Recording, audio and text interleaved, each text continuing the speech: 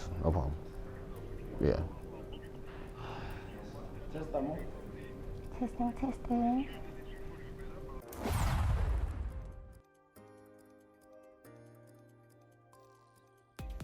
Hey guys, what's up? Welcome to LA Chats with me, Coco Brown. On this episode, we're chilling with, of course, K.O, one of the leading legends in the hip-hop game. We'll be chatting and finding out more about his story and, of course, his show that is coming up this weekend. Skhanda God, right? Yes, is that still a ma'am. thing? I guess so. There's so many names, and I've done so much, I guess, but I can't really lose any of those titles. Yeah. I feel like people, especially rappers, they like to change their names, like titles, ever so often, especially with where they are in their career. Yeah. And it feels like this one for you particularly has like stuck. Yeah, I mean, and like I said, it's part of my legacy. Yeah. So it's part of my DNA and everything that I've done. If people call me K.O from Tear Gas, I don't have an issue with that. Yeah. If they call me Mr. Cash Time, I don't have a problem. It just it's relative to what people remember of me. Yeah. So speaking of Tear Gas, when would you say was the moment that you fell in love with hip hop? Since a baby, because my brother was a break dancer, and I couldn't dance, and then he came and he was playing this music, and then people talking over music, and then I'm like, wait, my mom plays Michael Jackson and all these things, and I'm used to people singing over tracks, so why are these people talking? But it was fascinating. I found it cool. So I was like, okay, cool. I can't dance, so how can I actually also just showcase my passion for this little culture? Yeah. And it ended up turning into a thing of like me trying to write my own raps and things like that. So yeah, I mean, when I was still a little one, and then eventually when in high school, when I met a friend of mine who was a kid from the Netherlands, an exchange student, and then he just brought all the current stuff that I didn't have access to back then, and then I started like really delving into it, and now actually kind of considering myself an MC, you know, just from what I was picking up, and then it started. I think I'd say those are the early days. Yeah. Who would you say was like the person or artist that gave you that confidence to believe in yourself? Because I feel like you referenced Michael Jackson, but is that a true influence in your? I wouldn't say Michael Jackson was. Michael was not the reason I got into music. It was closer than that. Like Brenda Fassie, just feeling just that electricity of her presence in this country, and watching our parents and our uncles going crazy over her and her music, and how her music was just all over. I think probably did more for me than a Michael Jackson. Yeah. You know, and also who else locally? Like fast forward, the person that actually like really just made me comfortable in my own skin was Pro Kid. Oh wow. Yeah, because prior to that, we were mostly just rapping in English, and we were not authentically ourselves. Yeah. And then I heard this guy rapping in vernac, but like this sounded cooler than the English stuff that we're doing. So I'm like, you know what? I can just be Undogozo, you know what I mean? And I think it started from there, like where I really just like got comfortable in my own skin. Yeah. I mean, like you said earlier on, you've done quite a lot of stuff. Tear Gas, I mean, happened a long time ago. Some people, our viewers and our readers were probably not even born then, right?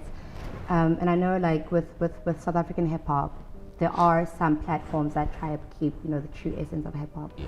Do you think you've gotten enough flowers for the work that you've done? I get that question a lot. Do you? Yeah. Feel it's important. Yeah, it is. I would. Can I throw that back at you? And say, I don't think maybe a lot of the artists that you've interviewed, if you throw that question at them, there could be a particular reason why you're asking. You, of course. Right? I don't ask it to everybody also. Cool, exactly. So before my rebuttal, actually before you give me your take, I'd say fishing for compliments everywhere, I found it to be a futile exercise, because unfortunately you're not gonna get it. You know, you're not gonna make everyone happy at the same time. And I understand I'm not everyone's cup of tea, you know. So, and then also because I don't really wear my flowers like some people would, some people might not feel enticed to wanna do that for me because I don't do it for myself. You know what I'm saying? So, but I'm someone who is very content in, you know, in his own self and who I am and what I've done in the game. That I know where I stand, right? Whether you don't put me on a pedestal or not, but by default, I'm there. I created a dent in the culture, and I made a mark. So that's all that matters to me. So coming back to you, what triggers people like yourself to answer, maybe myself in particular? Yeah. Do you feel like you don't see people giving me my flowers? Or is it just a thing of, hey, it's a generic question? I think that, I mean, I'm a fan and I'm a listener and I'm a follower of hip hop, period, right? Yeah. So of course I've got an opinion Yeah. of what I think you probably deserve. Yeah. But ultimately, I don't think, you know, that's what's important. I think what's important is you feel that you're appreciated. Yeah. You know, Absolutely. And I think that's what I was trying to get to. Like, do you Gotcha. feel like you are, you know, you're appreciated enough and you're shown enough love for the work that you've done? Yeah, I mean, I think I sort of kind of touched on it in my response, but Yeah. yeah, I mean, I do feel sometimes that, I mean, this is just the ego. You know, these are just vanity points. You do feel sometimes that you are underappreciated. Yeah, you know? of course. But do I meditate and dwell on that?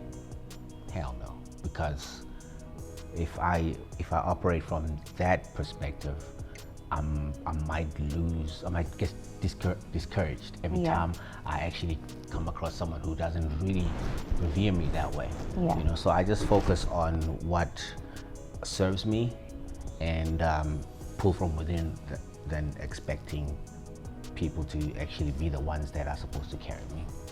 What do you think can be done? Like, what more outside of, you know, your personal contribution and your peers you think can be done, you know, across board within South Africa to kind of upkeep that culture? I don't think it's mainly a what should people do. I think it's more so about me controlling the narrative, right? It's about me stepping up to the plate and owning the GOAT status. You know what I mean? Yeah. Because yes, there is that chat that plays out that yes, okay, it was a GOAT, but then there's obviously a whole nother chat that says no, it's not XYZ, XYZ, right? And rightfully so. So I think it's literally about me. If Coca-Cola goes out of their way to brand themselves as the best beverage, and it doesn't matter the competitors and whatnot, you know, It really doesn't. Yeah. it doesn't matter if they make the loudest noise that they are who they are, we end up subscribing to it, you know. Yeah. So I don't think I have done enough of that on my end, if I'm being honest with myself. What would you say has been your, if you even have, a greatest achievement up to this point? Ooh, greatest achievement. It's there's not the greatest, but I think just memorable moments. the one thing that I was always pursuing leading up to when this happened was having the first SA hip hop song to win Record of the Year at the Summers. That was Kara Kara. You know, seeing that come to fruition was absolutely amazing. Being nominated at the BETs twice. You know, we went out there with Tear Gas years ago, and then now going back as a solo artist. You know, it just it speaks to one's impact, and also I think also your authenticity more than anything. Yes, ma'am. Yes, ma'am. Oh, also another highlight is having my own clothing brand being sold across the country, you know, in like hundreds of stores is absolutely a dream come true. So yeah, I think just those things for now are probably up there. Speaking of your clothing line, how did that come about? Because I can't imagine it's also an easy thing. Many people dream of having such collaborations and support from, you know, brands, but not many are successful. So I remember it goes back all the way, actually not even 2014. Prior to that, you know, at the peak of Tear Gas, we were one of the first people to like really make Jordans popular. You know what I'm saying? I remember when there was Bathing Apes, the sneakers back then. You know, people gravitated to that because of us. And then fast forward 2014, the bucket hat thing with the long socks and the and the F high top, you know, Air Forces and the All Stars and Converses and stuff. When we were seeing that, I'm like, it's all good and well to have this influence, but like, you know, at the end of the day, people are gonna go run and buy a Nike. I'm not getting a cent off that, you know. Or if they buy a DK Sporty, I'm not getting a cent of that. So how about I also empower myself in the moment and just create my own brand, and whoever aspires to, you know, my type of aesthetic, they can just literally, you know, put money in the back of my pocket. You feel me? So yeah, and then that's how it started. So in 2014, we had these line of Cash Time Live t-shirts that just... Ooh, the ones that made it so small. Bro. Yeah, it is. Also, that also, you know, proves your influence as well. Dude, it's so crazy because, you know, we put those out, but on the business front, we were not ready, you know, to meet that demand, right? So, which is why the knockoffs came in, and then they just like pulled the rug from under our feet, you know. And dude, like, you go to Nigeria, that thing is there. Like, some people see it in China and stuff like that. It's everywhere. We don't even own that anymore. Like, that's how far spread out it went. So all those lessons, I was like, okay, cool. If I'm gonna go back into the clothing thing, I need to get my business right. And I started by getting the business right before launching a new brand. So we were able to get a deal with Studio 88, and then boom, here we are with Skhanda World, now the new clothing range, and we've been in there for almost 4 years now, and there's a new range coming out this summer that I'm pretty excited about. So yeah, that's been a journey. Pretty good. Congratulations. Appreciate you. Who are your, I don't know, I could be wrong, but I've seen so many similarities over the years. Speaking of, you know, your Skhanda wear with Pharrell and his Ice Cream Boy days. Yeah. Dare I say he's been one of your influences? Him, obviously Virgil with like the Off-White stuff. Jerry, Lorenzo. I love Jack Moose right now. Like, that's one of my favorite brands. And I know a lot of people, some people figure it's maybe like predominantly a female brand because of the bags and everything else. But dude, like, the unisex stuff they have is insane. Yeah, and then a couple of things. I mean, I love Nego, and Nego is the reason why Bathing Ape became popular. Got it. So, and then now he's at Kenzo and stuff like that. So, yeah, I mean, it's just different people who inspired me. Jerry Lorenzo with Fear of God. Locally, I'd probably still go with Lakshin culture, just from what I pulled from that back in the day, and you know how they and how they infiltrated culture. And then of course you have, you know, the recent guys, the Rich Munisi and Amakosa and all those people that are also doing some amazing stuff. Yeah. I do tend to look and study what they do as well. What do you wish you had known earlier in your career?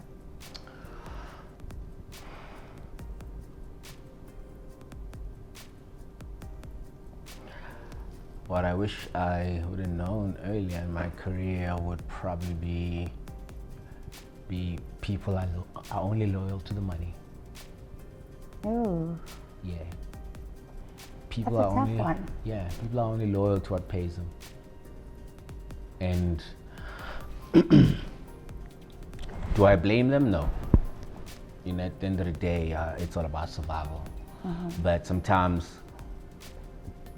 when you are working with someone and you are able to help them put food on the table, you're not necessarily looking at that process. Yeah. You end up developing just genuine, humane connection with the individual. Yeah. That's on your end, right? Without you actually seeing, wait, so why is this reciprocity happening? Only to find that at the core of it is money. So when the money goes away, and then you see them switching on you, you feel betrayed. But they actually feel betrayed by the fact that there's no money at the table anymore. That's how they justify their betrayal. You know what I mean? That's how they justify their betrayal.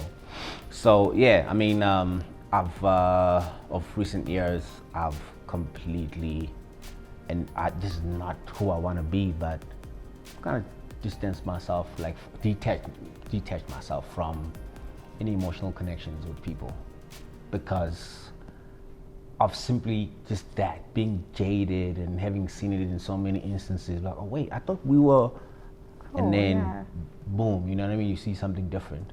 So if someone disappoints me today, I don't take it personal. I'm like, hey, that's how people are.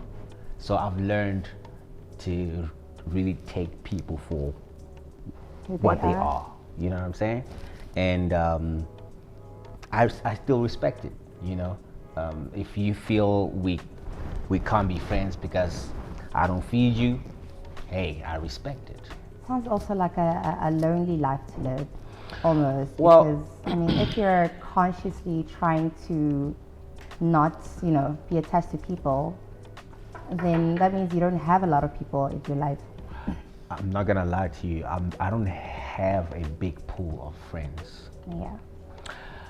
If I don't go to Tulu's house, if I don't go to Gops's house, if I don't go to my brother's house,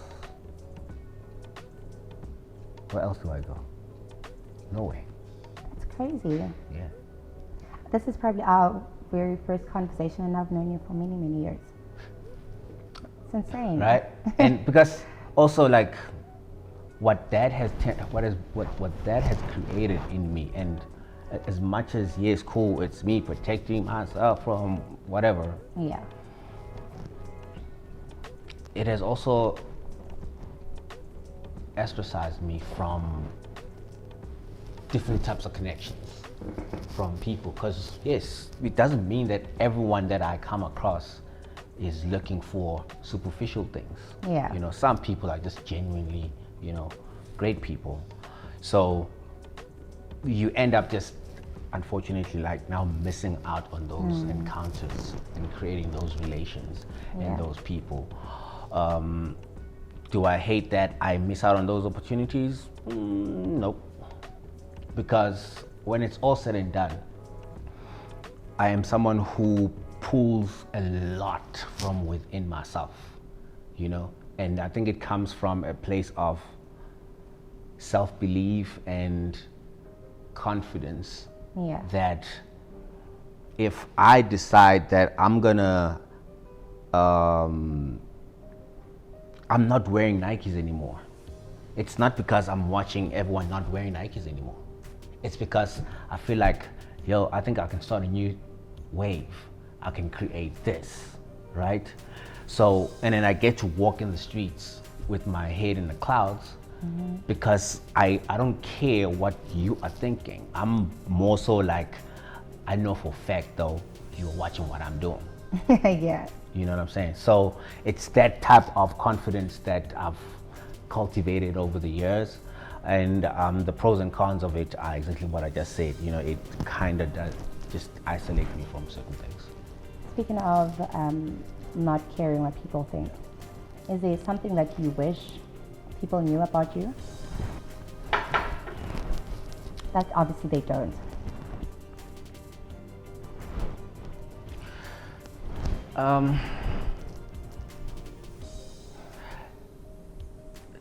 Then they'll take away the enigma and the mystery. Not really. It could just be a fun fact, and people are like, okay, cool, I got you.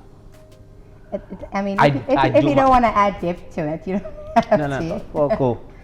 I think I'll keep it light. I do my own garden. Like, you will find me looking like a garden guy. That's interesting. You know what I'm saying? Well, not taking all the credit. I do have a garden guy, right? Yeah. But when he's there, when I have new plants or like I have like a new landscaping idea, Yeah. that is what we are doing together. Involved. You know what I'm saying? Like Yeah. I am digging the holes, I'm planting, I'm watering, I'm doing all kinds of things. That's so dope. That is one of the things that like really I find therapeutic. Yeah. You know, but like during COVID, during the pandemic, self-isolation, I was mowing and doing all kinds of things by myself. Hectic. Yeah. Hectic. So speaking of fun facts, what are you currently listening to? My favorite song this year is Jamaican guy called Byron Messiah. He's got a song called Talibans. Talibans. Yeah, so Okay. it's an Afro beats track, but he did it in his dance hall way. Yeah. Burna Boy just actually did a remix to it last week, Friday. Okay. They ruined a good thing, but that's my favorite song this year. Yeah. I'm listening to a lot of Afro beats, not gonna lie. That's how I made Seti, because I was just watching all this amazing stuff these guys are doing, like worldwide. Yeah. You know, and then I'm like, hey, I would like to contribute to that as well. Yeah. And you know, we came up with Seti, and outside of that, my playlist. Come on now, let me just look at my recent ads. I mean, yeah, we deserve it. We deserve this. My recent ads. I like a lot of the female rappers in the States. Like, I know it's like very cheesy and corny, but like I can't listen to these other, like the normal guys that we listen to, you know, like they talk about the same thing. They talk about You're judging them low-key. Well, besides that, like, I mean, I used to love some of the stuff that we were doing, but it's become redundant, you know? Yeah. Talking about ups and talking about, Girls and money. you know, like just all the typical stuff. And then I like the girls. I find them refreshing. Love it. You know, I find Glorilla refreshing. I find Lotto and all these other people. There's this one chick right now, Sexy Red, who's trending and stuff. Got a song called Pound Town. Yeah, so like I find that refreshing, and then I listen to a lot of R&B, you know, Giveon and Yeah. Walker and those people. Oh yeah, that's wholesome. Wholesome music. So speaking of Seti, did you imagine that it would get so big? I didn't foresee the magnitude, but one thing for sure, I knew what it was that we had cooked up. Yeah. You know, fun fact. So the reason why I made Sete also was there was a Nigerian artist in this very room right here. They had booked me to have a session with him. Yeah. So, and then they told me like less than 24 hours. They're like, oh yeah, so this guy wants to be in the studio with you. I'm like, okay, great stuff. So now I had to find a record. Yeah. Right? And I'm like, damn, okay, I need to maybe come up with like an Afro beat type of thing because that is what they know type of thing, right? So cool, come the next day, we hear, I played the track for him. Didn't really vibe to it. Oh, I'm like, okay, cool. And then, but we ended up making something else. Okay. But I believe so much in what I had heard on that record that I wanted to foresee, to see through, you know? So a day later after this session, I went and I recorded my verse, sat with the song for about a month actually, because I'm like, okay, well, I recorded it. I would have loved to have a Nigerian guy here, but what do I do with it from here on? And then Tulu suggests young Skhanda. I'm like, okay, I don't know, because Skhanda is more of I'm a piano guy, but hey, maybe. But he's actually a hip hop guy, funny enough. No, I mean, this was my ignorance, right? Yeah. It's cool, and then I sent it to him, and he sent it back with the chorus and the verse. I'm like, oh damn, Oh wow. crazy. Yeah. Didn't even actually expect that, like for him to actually even nail it the way that he did, you know? Yeah. And then I'm like, okay, cool. I called him, and then we fine-tuned it, and then the guys are thinking, okay, now the record is done. I'm like, yeah, it's done. And then I'm like, nah, It's actually, missing something. not that it was missing, it was done. Skhanda had shut it down. It was a wrap already. I just felt like I wanted to go crazy and just use my my stature, if I can put it that way, to galvanize the hottest guys right now and put them on one record. And and then that's why I'm like, okay, actually, let me call Blackie, and went out there and he nailed it as well. So when it was done, when we were shooting the video, and I was like, I told him, I'm like, this song is probably top 5 songs that are gonna come out summer 2023. And they like, you know, when people are not really sure, they're like, Yeah. oh, that's how you feel? I mean, they believe in you, but hey. Yeah, you're like, okay. You know what I'm saying? And then it comes out and it's not even top 5, it's top 1. Yeah. You know what I'm saying? One. So it was, I think I just knew what we had in there, but I just didn't know the magnitude of the track. Yeah. Speaking of, obviously, like AKO is upset over it. I want to say he was upset. No, I mean, yeah. Obviously, he loved the song and he supported you. We feed off each other. That's just the spirit that me and him always had. Yeah. Cool. If he comes across as if like this song makes me sick, because you know he wants to have a sete. Yeah, of course. And I think it was just mainly just coming from a place like that. I would also feel like that, like with some of the previous stuff, like whether it's like a world is yours, I'm like, dang, this guy has another one, you know what I'm saying? I didn't go about it the same way that he did, where like I just, vocalize it publicly, but I'll call him, I'm like, come on bro, slow down. Yeah. Speaking of AKA, I mean, I imagine you guys were very close. Come on now. I'm sorry, I'm about to be a downer, but how did the death of your colleagues, let me say? So yeah, I mean, it unfortunately also hit me at a time where like we had just recorded our first record this year on the Tuesday night, and then on the Friday. Oh my word. You know what I'm saying? And I had just spoken to him on Thursday, and he's like, yo. And this was literally a 30-second call. He's like, yo, I was shooting a video for this song. I'm like, are we? And he's like, say less, hung up. Oh my God. And then the next day, I get a call because my brother was his road manager. I get a call. My brother says, I couldn't find my brother actually because now I'm worried because I saw it on socials. Yeah. Oh damn! Now I'm trying to call my brother. I can't find him for like 2 hours straight. Yeah. Because he says when that whole thing happened, they all just like went to the back of the restaurant and they were all just hiding for their lives. Yeah. All of them, Don and everyone. Scary. Because it just looked like these guys were just out to get all of them. They wanted to wipe out the entire entourage. Yeah. The way that they came out. So, and then eventually when I got a hold of him and he tells me and he's crying, he details the whole thing, on the phone for me. It's just... It's heartbreaking. Yeah, bro. Yeah. I'm sorry. Okay, back to the positive stuff. Dream collab.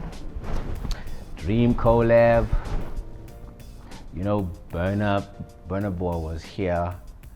He was at the house every other day. We were riding around with him. Yeah. And then the man leaves and he becomes the biggest artist in the world. And while he was here, all those years, I never actually made a record with him. I mean, that's okay. There's now. Yeah, I'm saying. So that's why I'm saying, as much as it hurts me to think that I didn't foresee, because I know for a fact Keenan saw it. That so that's why he embraced him the way that he did. Yeah. I didn't. Like the musician, as a homie, I did, but as a musician, I didn't really, integrate him into my aesthetic as far as like music is concerned. So, yeah, I'd probably want to get that one. I don't think even Burna could have predicted how big he would have gotten after that, to be honest. Hey, I don't know if you've been around Burna. That man was walking around like he's the biggest artist in the world already. But I think that's maybe just the Nigerian in him, not necessarily the the artist per se. No, not really. When you have the anointment, you know it. True. Just, I felt it, but I just also thought maybe he was making too much of something that is not actually happening in real time. And then life. So let's talk about Book About Baby. Yes, ma'am. How did you get Toss? Why Toss? I mean, that's such an unexpected feature. Yeah. I'm not gonna lie. I was revisiting a formula that I had seen working, which was SETI. Yeah.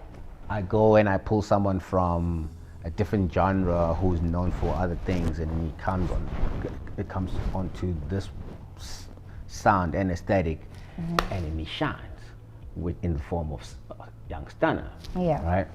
So, and then now I'm thinking, okay, cool. Let me take it a step further. Let me make it an actual hip hop song. Yeah. And let me see who I can pull from all these other genres and see what they can do over here. Yeah. And I'm like, okay, I don't need a vocalist. I need someone who can kind of rap. Yeah.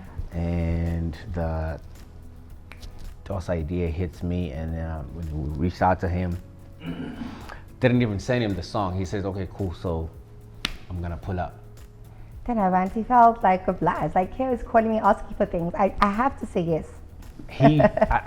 It also goes to, just like the level of respect that, some people might feel like the younger guys are so full of themselves because, they're hot and happening, that they don't see their predecessors or whatever. Yeah. But, there are a lot of these guys who actually like revere, some of the work because we are the pioneers, I guess. And they do actually respect us on that level. Yeah. And when that call landed on Toss's phone, and he pulled up immediately, and he heard the record literally as I was playing it for the first time in the studio. And he says he just panicked because he's thinking maybe I'm just bringing him for like vibes, some log drum things. Little did he know. And then and now he needs to rap. He's like, oh my God.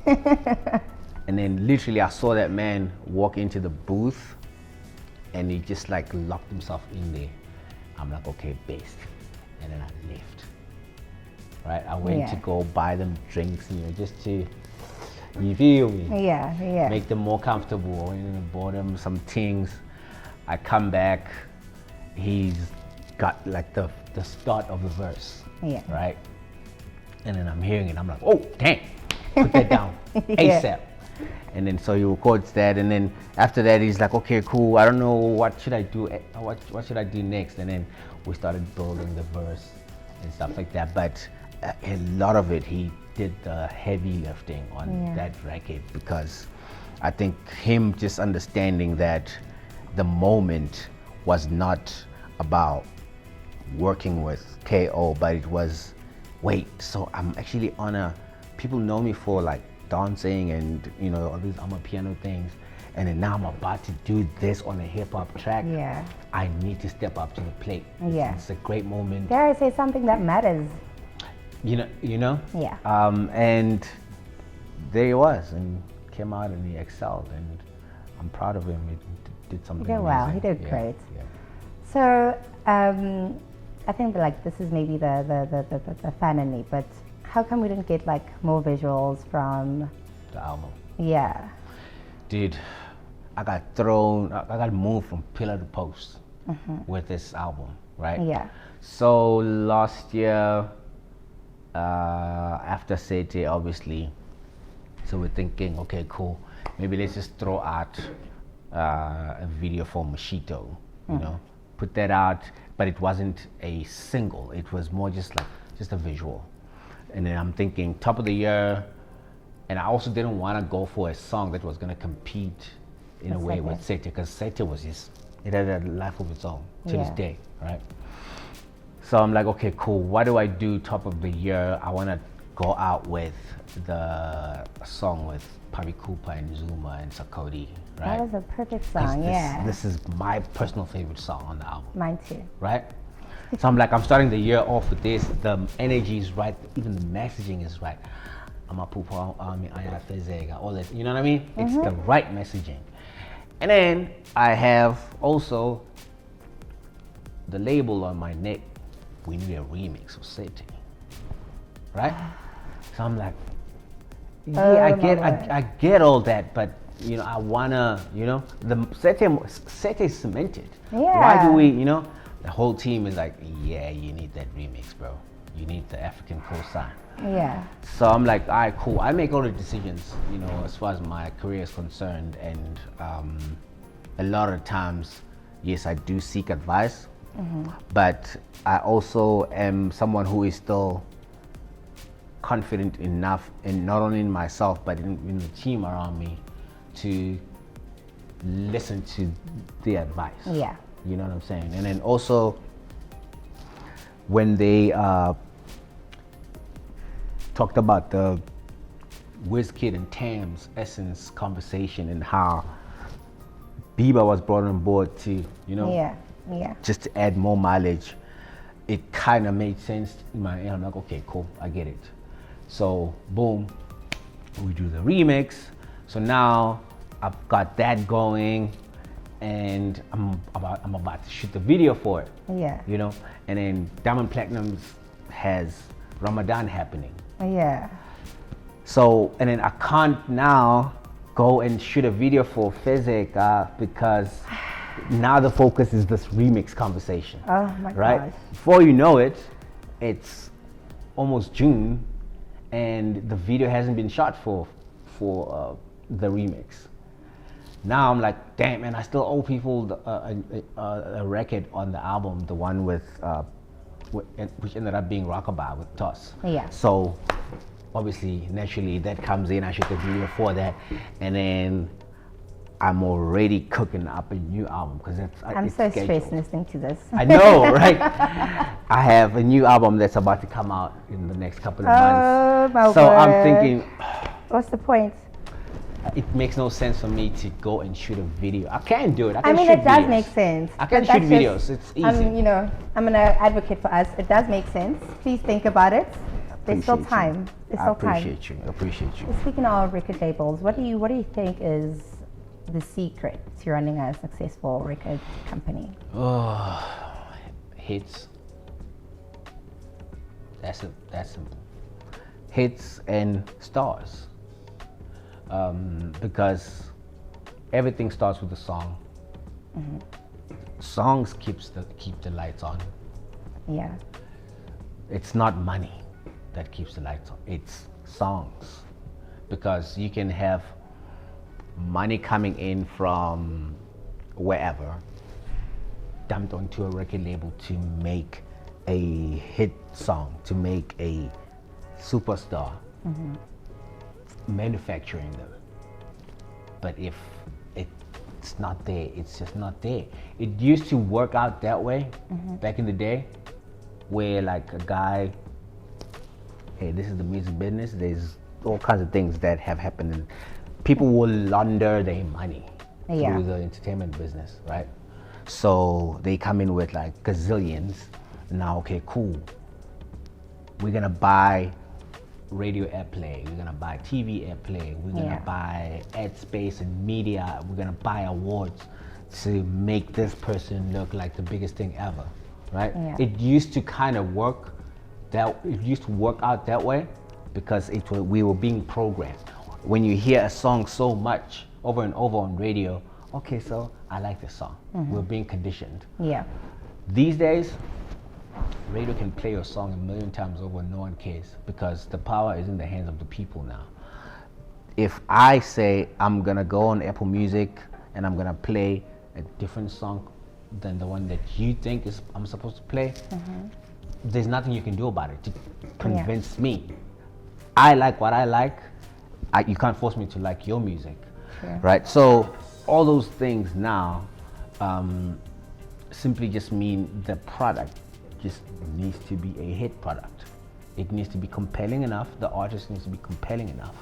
So if you have a compelling song, you have a compelling artist, you have a case to have a successful record company. Without that, I think these days it's just almost kind of like a waste. I mean, I'm also looking at my current situation, even with the artists that I have.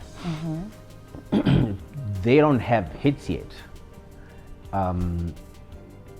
I rethink the idea of even continue running this, because when it's all said and done, in the development stage and what goes into even giving them the shot, it's money from the pocket, and when they are not working out per se or turning into megastars, then someone is sitting there on the wayside, on the sidelines, saying, "You're not working.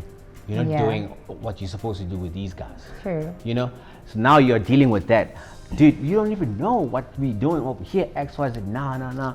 You're all about yourself, XYZ, And then just the toxicity that comes with that entire mess is just, exhausting. Well, I've got two questions, right? Pertaining to this particular follow-up question. What are you doing that's different from Cash Time? Because I mean, this is now a new, completely different label altogether. And two, do you think it's actually possible for record owners who are recording artists to, have thriving careers with the artists they've signed? Okay, let me start with the second one. Look at Pori, look at, the Gabzas, they have all kinds. I'm not even gonna mention a Lil Wayne and a Drake, because I'm just referring to the local situation. Definitely it is possible. Going back to your first question, I am not babysitting this time around.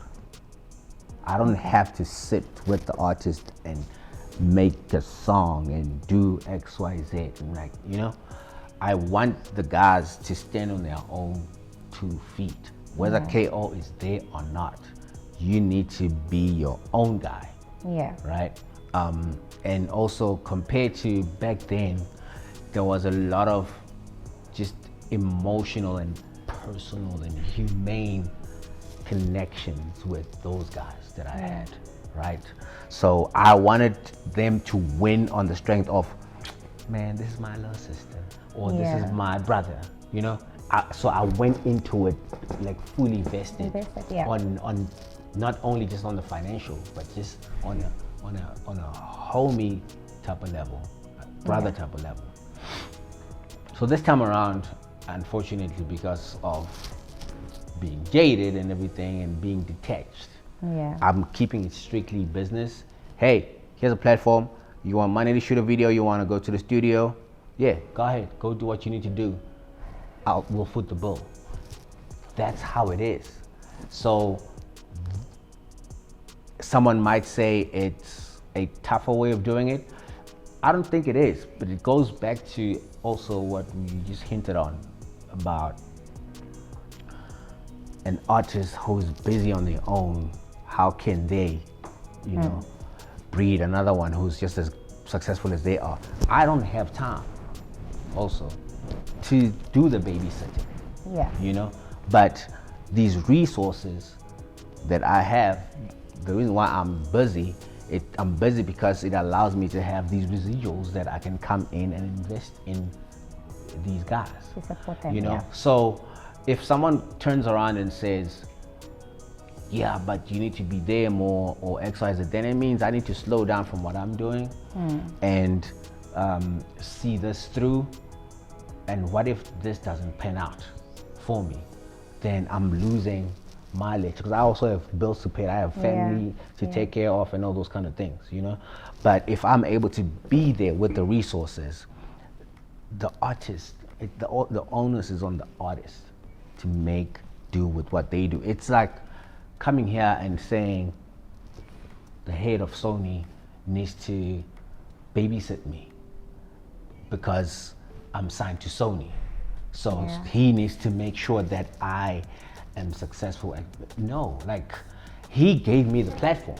I need to do what I need to do as an artist because the door is, the red carpet has been rolled out for me. So why do we look at artists who are pretty much doing the same thing for other artists? Why do we judge them in a more harsher way compared to record companies? You know, because we are providing the same resources. So essentially what people are saying is, oh, so just because you sign an artist, you need to stop making music. Cool. Right? If that's the case, then let me not sign artists completely and just continue on my own journey type of thing, you know? There's a lot of selflessness that goes into one being hot. And may Keenan rest in peace. He was the one person like, bro, I'm too selfish to have an artist. I'm all about me, you know? Congrats to you for having a good heart, big dog. For you. You know what I'm saying? And I would always feel a way when he says that type of thing, but I'll always also just try and prove him and some of the other people that would say that wrong. In the entire exercise of investing in someone else, and I wanted to see them win, because back in the day when I started out, no one ran to me because I was this great talent.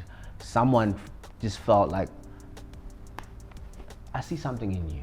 You know, let me do X, Y, Z, and that's literally what's going on with the artists that I have around me. I mean, that's a nice perspective to hear it from, you know, because like you're saying, I think the argument really is, but if he's doing so well, how come, you know, his artists are not doing so well, you know? But also there's experience, there's years invested, there's, you know, all the other stuff that come with it. Yes, ma'am. So anyway, speaking of your music, you have your one-man show coming up this weekend. Yes, ma'am. What does that mean for you? Hey, long overdue, right?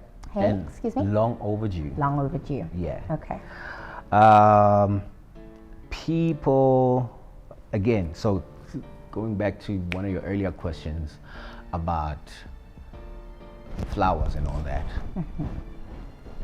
One of the reasons, maybe, I think personally, one of the reasons why Casper, for instance, ascended to the top of the hill so quickly is because he made it a point to put his head on the chopping block for his fans. To say, okay, so we're gonna do the dome. And then a lot of us were laughing. Good luck. Watch this guy fail. Yeah. Right? And then boom, nailed it. Good. And then did it again, and he did it again, One of the reasons why it's taken me so long is, if I'm being completely honest with you, is because I was scared shitless. I'm like, what if the shit doesn't work out? And you know what I mean? Yeah. And then I'm gonna take an L publicly, like it just way too brand conscious. Yeah. That you now end up just not taking the necessary risks as part of the process of growth. Yeah. So I think I'm at a point where now I care less about how things register in anyone's eyes, whether you want to say this was an L or X was, I don't really care anymore. It's like I've done so many great things. Yeah. I know I'm still gonna do a lot more great things, but this is something that I felt like was missing in the KO equation. So let's explore that. And there's also a thing of like me doing that. I'm at a point where I am working also just on making sure that I have enough presence, outside the country, because I've hit the ceiling locally, all these years just regurgitating the same thing, and I'm grateful. It's a livelihood. People of South Africa have kept me alive, but I think I can share my talents now with also the world, and especially when you look at Sete, like 50% of the streams are coming from across the world. So there's an appetite for what we have to offer as artists. So I'm using this event as a segue into what I want to do out there in the world. And later on in my career, I'd like to see myself filling up a O2 arena in London or whatever. These are just my dreams and aspirations, and I definitely think it's gonna happen, especially when we're looking at what South African music is already doing overseas and the influence. I mean, I was listening to a song with J. Cole and Bass, his artist, and it has like the lock drum in it. The new Travis song that just came out with The Weeknd and Bad Bunny has a piano, Afrobeats vibes to it, so there's a lot that is happening, just the influence of South African music. So let's just be confident in what we have, and the gift that we have that is bestowed upon us, and take over the world. So what can people expect? At the show, I'm probably gonna be on stage for like a solid hour and a half, bro. That's crazy. Oh my word, that is a long time. Right? But that also fits because, dude, like my journey has been so long. So many things have played out in my career, so many highlights that I want to celebrate on that stage. I also want to perform songs that I hardly do, because I feel like it's just my moment, and like just people that really appreciate what I have to offer. Songs that I probably thought were gonna work out a certain way, but they never did. Yeah. The likes of Fezeka and stuff. You know what I'm saying? Like, my heart breaks again. I know, right? So, I wanna really just have the fans, the people that actually are privy to those records, this is their moment. Yeah. Come enjoy this amazing and colorful journey that one has had. My repertoire goes from here to China because of Tear Gas. Yeah. So doing some of those records from that era all the way to some of the new stuff, that's what people can expect on stage. Is there a particular reason you chose Kanye? I think it was more so the narrative that we're trying to paint. So there's poetry into it. Nelson Mandela, when he was first arrested, he did a stint at Constitutional Hill because that was a prison, right? And then he went on to, they moved him to Robben Island, and then the next thing you know, the man is an international icon, right? Okay. So for me, I'm like, that's someone that I look up to. Let me sort of kind of follow his path without necessarily going to prison. You feel me? That is poetic. You know? So I want to do Con Hill. And also, Con Hill is almost kind of like me.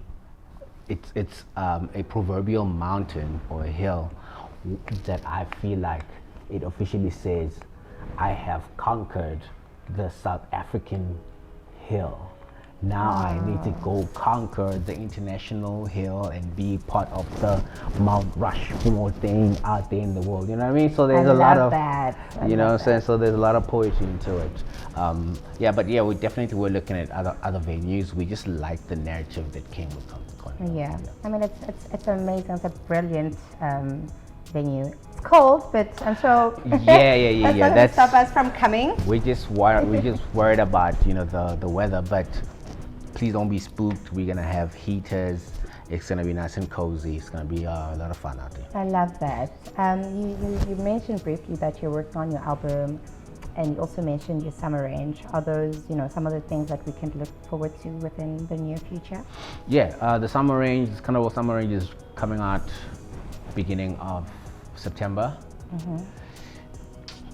This is an invitation already. We're gonna have a fashion show. Hey, please pull up. I will definitely come through. Feel me? And then my album, the next one is mostly just like Afropop. Afropop? Yep, Afropop. What does that mean? Afro beats, all those kind of things. So basically, the learnings from City. Okay. Right? I'm sort of kind of just sprinkling that and creating a body of work of those learnings. So when you hear the next album, you're gonna hear less rapping, right? I imagine, yeah. And then you're gonna hear just like more melodic stuff in there. I will obviously still have like 1 or 2 rap songs in there, but that's gonna be the minority of the album. The majority is gonna be melodic stuff. And one of the songs that are gonna be in there is the record that I did with AKA. So you can expect that, and that's a rap song. And then outside of that, it's just gonna be the features that I did with some of my favorite artists from the continent, and I'm still trying to get more people involved, but I think I have 2 solid ones already, and I just need to get, and then 3 because with Keenan. Okay. And then I'm still trying to see who else I can bring on board, but the album's almost done. Expect the first single probably in September. Oh my. Yeah. Can you share some of these features, Anna? Okay, one. Okay, then. so One. there's obviously Keenan. Another one is an artist called Mayakun. Okay. In Nigeria. One of the newer guys. He's crazy. He's just multi-talented. He's on the album. People can look out for that. I can't give you the third one though. Okay. But you'll find out. We'll take what we can. It's so wholesome. Any last words? Anything that you want us to know or you'd like to share before we close off? Hey man, I think I just want to send my gratitude to everyone that supports me. Like 19 years in the game is not a joke, and the fact that I'm still here having the biggest song in the country, it's something unprecedented. So thank you for changing my life and changing my family's life. And I want to continue doing what I need to do. not only for my own music, I want to continue opening doors for other people, for them to also benefit the same as you guys have done for me. So I appreciate you, and I'll see you at Constitution Hill. Bless up. Yay, that's so good. Okay, I'll see you guys at Constitutional Hill this weekend. Thank you so much for tuning in. Bye.